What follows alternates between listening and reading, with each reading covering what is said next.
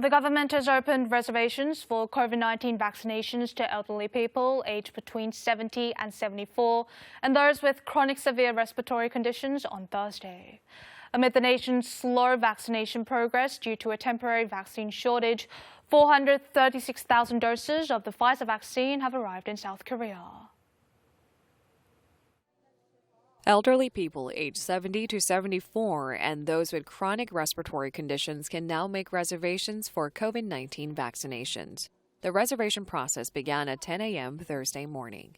You can make reservations online or at the 1339 call center and local community service centers. Vaccination reservations will be made available next Monday for those aged between 65 and 69.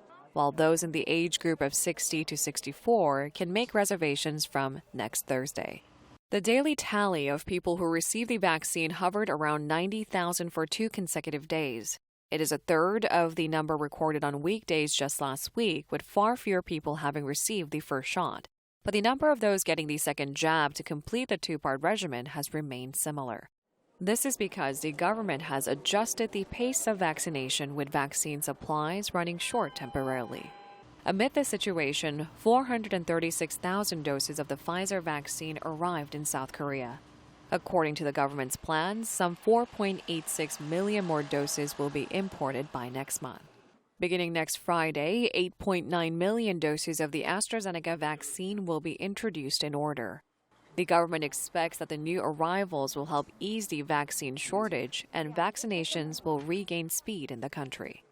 국민 여러분께서는 기본적 방역 수칙을 지켜주시고 한 번이라도 더 예방접종을 받아주시기를 부탁드립니다.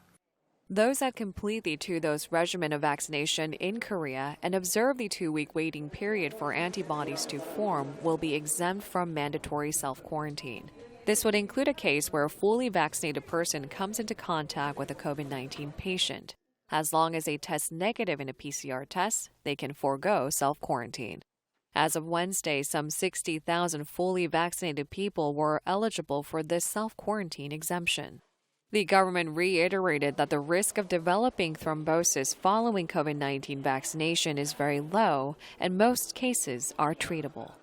백신으로 인한 추가적인 혈전증은 경구 피임약 복용으로 인한 혈전증 위험보다 훨씬 낮으며 장거리 비행으로 인한 이코노미 증후군과 비슷한 수준입니다.